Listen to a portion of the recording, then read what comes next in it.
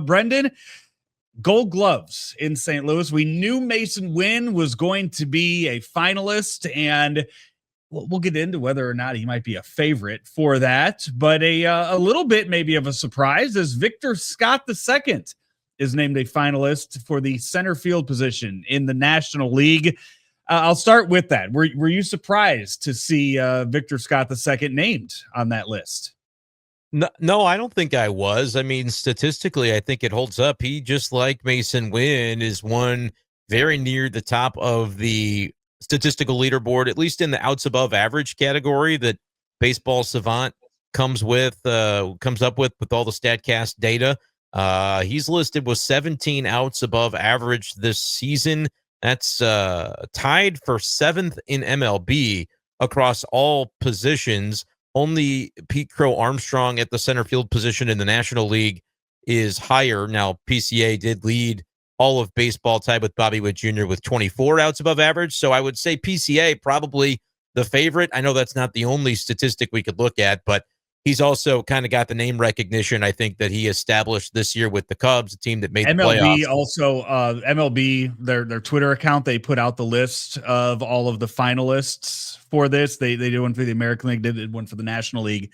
And in the National League finalists, they used PCA's picture as the background for it as well. So yeah, if Carl Ravitch is giving away this award, PCA, I mean, runs away with it. I think we all heard how much he loves Pete Crow Armstrong this past year, but it looks like MLB also going down the same route.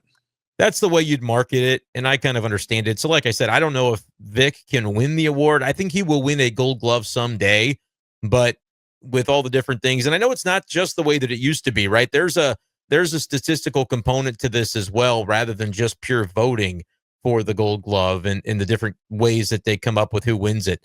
But I think even in the statistical component, you probably end up with PCA getting an edge, at least in some of the stats I'm looking at. But no, I don't think I was surprised that Victor Scott is one of the top three, because I think we all have seen him demonstrate the type of defensive center fielder that he is. I feel like he made some real considerable strides this season compared to even last year and what we had seen from him before. The instincts, I think, are continuing to improve. The raw ability and the talent, the athleticism, I think, was always there. But I think he played a really good center field this year. It is nice to see him recognized as a finalist, but I don't know if that's one where if he doesn't win it, there's an uproar among Cardinals fans.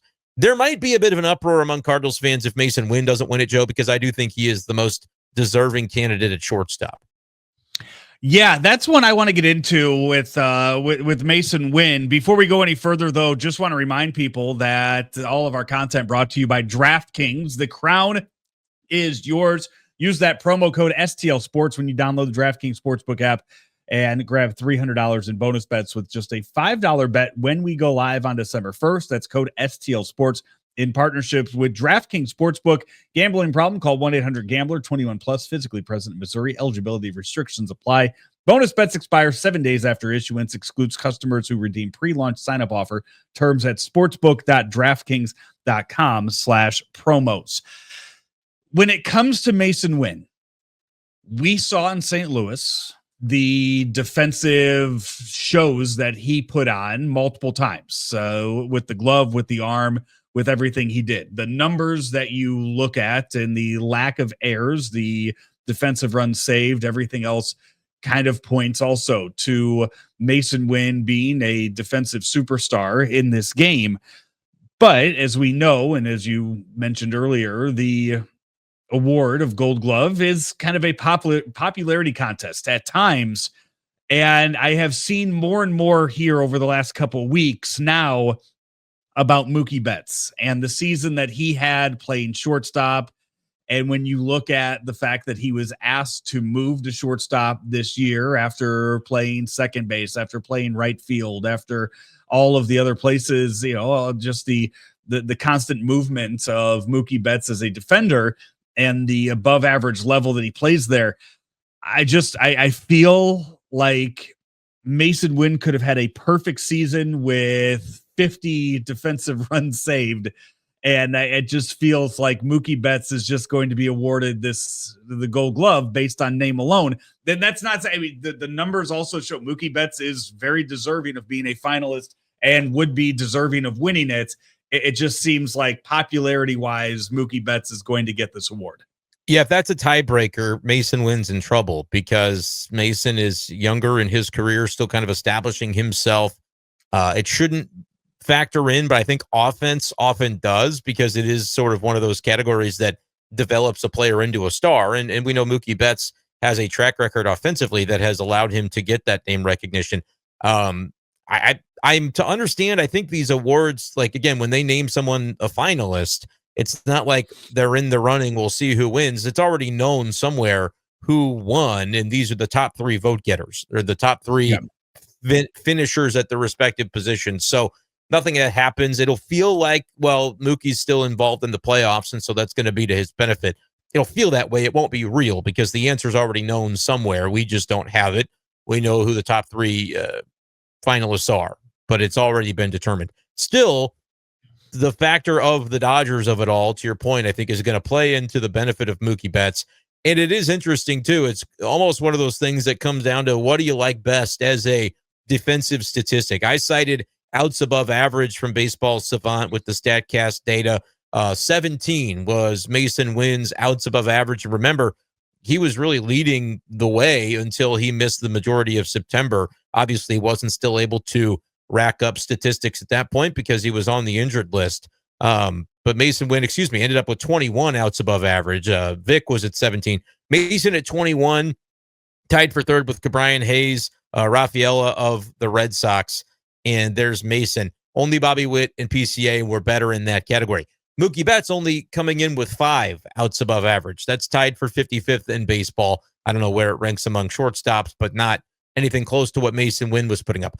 But then if you look at defensive runs saved, Mookie Betts leads the way at shortstop with 17. And for whatever reason, defensive runs saved, Mason Wynn coming in with just a couple. It's not nearly the same. And so you've got really two completely different stats that are measuring defensive value in different ways. And in one of them, Mason Wynn is far and away the leader, with Mookie Betts not coming in very impressively. The other one, Mookie Betts, far and away the leader, Mason Wynn not coming in very impressively. And so if those are two things that you look at, you consider the reputations of both players. I think Mason Wynn does have a reputation for being a really good defensive player, but he's only been around for a couple few years. Mookie Betts been around, and to your point, the narrative of, oh, he switched positions and still put up these numbers, people are probably going to pick and choose and look for the reasons to give it to him rather than the reasons to take it away. Even if we in St. Louis think, how could they not give it to Mason Wynn? That's sort of evaluating the process for what it may be, Joe. As you look at some of the other names on this list, and if you just start with who is going up against the two Cardinals that are named on here, at first on shortstop, I got to admit I'm unfamiliar with Nick Allen's game at short to be that third name on this list with Mookie Betts and with Mason Wynn. If you watch the first 2 rounds of the postseason this year and you kind of look at defensively, Dansby Swanson just seems to be this godsend for Cubs fans at shortstop this year. Nico Horner is listed as one of the finalists for second base, but Nick Allen from the Braves just had such an abysmal season this past year. I think any Braves player outside of Ronald Acuna has kind of flown under the radar as far as name recognition in the game of baseball this season.